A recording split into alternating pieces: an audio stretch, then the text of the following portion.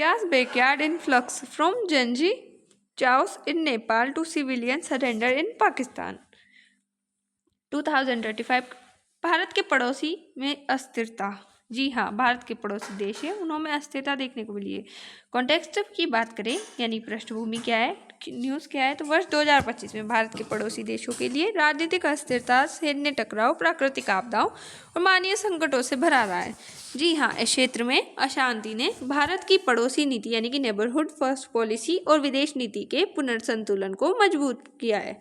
ऐसा क्यों? तो दक्षिण एशिया में युवा आंदोलन और जेनजी आंदोलन प्रोटेस्ट हुए थे, शासन परिवर्तन जैसे कि शेख हसीना वगैरह इनका तख्तापलट, आतंकवाद और जलवायु आपदाओं का संगम देखने को मिला है। पाकिस्तान जो कि हमारा फेवरेट दुश्मन है, आतंकी राजनीतिक संकट, पूर्व पीएम इमरान खान की गिरफ्तारी, 17 साल की सजा उनको सुनाई, राजनीतिक प्रतिशोध का आरोप लगाया गया। 27वां कॉन्स्टिट्यूशन अमेंडमेंट यानी कि संविधान संशोधन, न्यायपालिका कमजोर देखने को मिली, सेना प्रमुख को कानूनी प्रतिरक्षा यहाँ पे पाकिस्तान में देखने को मिला, लोकतांत्रिक संस्थाओं का शरण यानी कि जो कि हमारे यूपीएससी जीएस सेकंड की वजह से इम्पोर्टेंट हो जाता है। अब बलूचिस्तान संकट जो कि पाकिस्तान में सिचुएटेड है, तो इसमें जो महरंग बलोच की गिरफ्तारी है वो हुई, जबरन गुमशुदगी और मानवाधिकार उल्लंघन हुआ। सीपीईसी और जो ग्वादर पोर्ट है उस पर स्थानीय असंतोष जैसी स्थितियां 2025 में देखने को मिली। विकास बनाम स्थानीय जो अधिकार है उसका प्रश्न उठा है। ग्वादर पोर्ट ये यहाँ हमें न्यूज़ इसमें दिख रहा है जो कि रेड कलर से हुए, और जो पाकिस्तान है, पाकिस्तान में हमें जैसे कि हमने बात की थी कि ये कराची, इस्लामाबाद और इन क्षेत्र में हमें अस्थिरता देखने को मिली है। तो ये यहाँ पे हमें न्यूज़ के माध्यम से दिखाई दे रहा है। उसके बाद जो आंतरिक सुरक्षा है जो कि जाफर एक्सप्रेस हाईजेक, इसमें 64 मौतें हुई है, जो केपी के इस्लामाबाद में आतंकी हमले यानी कि आंतरिक सुरक्षा विफलता देखने को मिली है। भारत पाकिस्तान सैन्य टकराव यानी कि पहलगाम आतंकी हमला जिसमें 26 मौतें हुई थी। भारत के ऑपरेशन सिंदूर जो कि पीओके और पाकिस्तान में 9 आतंकी ठिकानों पर हमला किया गया था। 4 दिन का सीमित युद्ध था जिसमें बहुत सारी एयर स्ट्राइकें की गई थी। सिंधु जल संधि स्थगित कर दी गई थी, जो कि सिंधु जो समझौता था वो हमारे जो पुराने प्रधानमंत्री थे उनके बीच हुआ था। पाकिस्तान की कृषि इस पे इफेक्ट पड़ा था, और जल कूटनीति के साथ साथ प्रतिरोध सिद्धांत पर यहाँ भारत ने काम किया था।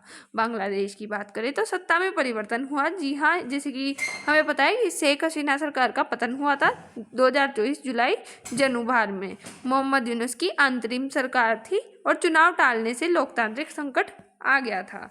न्यायिक घटनाक्रम देखें तो जो शेख हसीना है उनको अंतर्राष्ट्रीय अपराध न्यायाधिकरण द्वारा मृत्युदंड की सजा दी गई है। भारत में इनको शरण दी गई है, वो भी प्रधानमंत्री मोदी के द्वारा। भारत बांग्लादेश संबंध से प्रभावित हो रहे। राजनीतिक हिंसा की बात करें तो युवा नेता जो शरीफ उस्मान हादी है उनकी हत्या की गई और देशव्यापी विरोध प्रदर्शन हुए। राजनीतिक अस्थिरता के साथ साथ युवाओं की भूमिका बढ़ चढ़कर देखने को मिली। नेपाल जो कि भारत का पड़ोसी है और चाइना का करीबी है। तो इसमें क्या है, जेएनजी आंदोलन इसमें होता है जिसमें भ्रष्टाचार के खिलाफ युवा नेतृत्व वाला आंदोलन देखने को मिलता है, जिसमें 19 मौतें, सैकड़ों घायल देखने को मिलते हैं। सोशल मीडिया प्रतिबंध होता है और 26 प्लेटफॉर्म्स पर बैन यानी कि विरोध भड़कता है। डिजिटल स्पेस बनाम राज्य नियंत्रण, जिसमें बहुत सारे प्रोटेस्ट होते हैं और जेएनजी जो कि युवा है वो बढ़ चढ़कर भाग लेते हुए यहाँ दिखाई देते हैं। शासन परिवर्तन यानी कि पीएम केपी शर्मा ओली का इस्तीफा होता है। जो सुशीला कार्की है वो पहली महिला प्रधानमंत्री, और डिजिटल वोटिंग व नागरिक सहभागिता यहाँ पे देखने को मिलती है। डिजिटल लोकतंत्र का प्रयोग किया जाता है। चाइना की बात करें तो चाइना भारत का पड़ोसी देश है जो कि भारत के जस्ट ऊपर हमें देखने को मिलता है बड़े से मैप में। उसी के साथ अमेरिका चीन व्यापार युद्ध, जैसे कि हमें ट्रंप द्वारा भारी टैरिफ जो कि 25-50% देखने को मिलता है। चीन का इस पर जवाब होता है कि दुर्लभ खनिजों के निर्यात पर रोक और वैश्विक सप्लाई चेन प्रभावित होगी, क्योंकि हमारे ऊपर भी जो चाइना चाइना ने टैरिफ लगाए पर भारत ने इसकी कोई प्रतिक्रिया नहीं की, जबकि चीन बराबर से प्रतिक्रिया करता गया। जब चाइना के ऊपर चीन लगाता है 25%, तो चाइना भी उसके ऊपर डबल टैरिफ लगाता है और ऐसी प्रतिस्पर्धा से अमेरिका को चीन के सामने झुकना पड़ता है। ताइवान मुद्दा, जैसे कि ताइवान व फिलीपींस के साथ आक्रामक नौसैनिक गतिविधियां देखने को मिली, जिसमें सैनिक जो क्षेत्रीय सुरक्षा संकट है इंडो पैसिफिक क्षेत्र में वो हमें देखने को मिलती है। जापान विवाद में जापानी पीएम का बयान था कि चीन नाराज है, जबकि जापान यात्रा की चेतावनी थी कि पर्यटन प्रभावित है। तो ऐसा जापान में विवाद देखने को मिलता है। और श्रीलंका जो कि हमारा एक जैसे कि समुद्री तट से छोटी सी संकीर्ण रेखा से जुड़ा हुआ है, तो श्रीलंका से हमारे प्राचीन संबंध भी है। और इसमें प्राकृतिक आपदा देखने को मिली, जैसे कि चक्रवात जो डिटवा है वो ये देखने को मिला, और मानसून यहाँ पे अस्थिर रहा। उसी के साथ 600 से ज़्यादा मौतें हुई और 20 लाख लोग प्रभावित हुए हैं श्रीलंका में। ये जो कि 1 मंथ पहले आ चुकी है। प्रशासनिक विफलताएं देखें तो पूर्व चेतावनी के बावजूद कमजोर प्रतिक्रिया रही, यानी कि सरकार की कहीं ना कहीं कमी रही।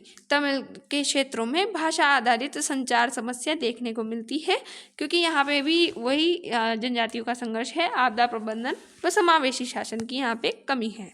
अफगानिस्तान में भूकंप संकट आया, जिसमें 6.0 की तीव्रता का भूकंप था, जिसमें 2200 से ज़्यादा मौतें हुई। ग्रामीण ढांचा ध्वस्त हुआ। उसी के साथ महिला अधिकार यानी कि तालिबान द्वारा नए प्रतिबंध लगाए गए और वैश्विक आलोचना इसकी की गई। मानवाधिकार बनाम धार्मिक शासन, पाकिस्तान के साथ संघर्ष पर सीमा पर संघर्ष है। काबुल पर बमबारी की गई है और नाजुक युद्ध विराम हो गया है। म्यांमार की बात करें तो इसमें सैन्य शासन यानी कि 4 साल से जूनटा शासन लगा हुआ है और आंग सान सू की है अब भी हिरासत में है। स्वास्थ्य व संपर्क को लेकर यहाँ पे म्यांमार में चिंता देखने को मिली है। म्यांमार में जो खास करके जो जैसे कि 2 जनजातियों का सिंहली और जो तमिल लोग हैं इनका थोड़ा संघर्ष देखने को मिलता है। उसी के साथ चुनाव और वैधता, इसमें सेना द्वारा चुनाव और लोकतांत्रिक विश्वसनीयता पर सवाल उठते हैं। भूकंप में मार्च 2025 में 2000 मौतें होती है म्यांमार के। भारत का पर इस पे जो क्या इम्पैक्ट देखने को मिलता है, तो सुरक्षा यानी कि सीमा पार आतंकवाद दिखता है और शरणार्थी संकट भारत के ऊपर आता है, जबकि भारत में SIR की प्रक्रिया भी हो रही है। तो उसके अंतर्गत नागरिकों को यहाँ पे समस्या आने की जो है संभावनाएं देखने को मिली। सीमा पर अस्थिरता है, तो भारत में मतलब बाहरी सुरक्षा अस्थिर है तो आंतरिक सुरक्षा में थोड़ा प्रभाव पड़ता है। विदेश नीति की बात करें तो नेबरहुड जो फर्स्ट पॉलिसी भारत अपनाता है उसकी पुनर्समीक्षा की गई है। उसके साथ बहुपक्षीय कूटनीति की आवश्यकता है। अर्थव्यवस्था पर यानी कि व्यापार मार्ग इससे बाधित होते हैं, क्योंकि पड़ोसी देशों में ही पड़ोसी घर में ही अशांति है, तो ये प्रभावित होता है। निवेश का जोखिम यहाँ बढ़ता है, क्योंकि किसी भी जगह पे संकट आएगा, आर्थिक संकट या फिर उनकी राजनीतिक संकट या फिर सामाजिक संकट, तो उसमें कहीं ना कहीं जोखिम बढ़ता है, क्योंकि उससे युद्ध होने के बाद कोई भी क्षेत्र में अशांति के कारण, क्योंकि कोई भी युद्ध एक पूरा पैकेज लेके आता है, उसके साथ भूखमरी वगैरह लोगों का जनहानि वगैरह सब होता है, तो उसमें जोखिम बढ़ता है। कंक्लूजन है कि वो वे फॉरवर्ड हम क्या करें, तो दक्षिण एशिया में स्थिरता के बिना भारत की वृद्धि असंभव है। यानी कि अगर यहाँ ऐसा ही चलता रहा तो भारत की वृद्धि बहुत मुश्किल हो जाएगी। आवश्यकता है कि क्षेत्रीय सहयोग, आपदा रोधी ढांचा और लोकतांत्रिक संस्थाओं का समर्थन लिया जाए, मानवीय कूटनीति को अपनाया जाए। 2025 की उथल पुथल के प्रभाव 2026 तक भारत की विदेशी और सुरक्षा नीति को दिशा देंगे। तो ये टॉपिक यहीं ख़त्म होता है। जय हिंद, जय भारत, थैंक्स फॉर वॉच।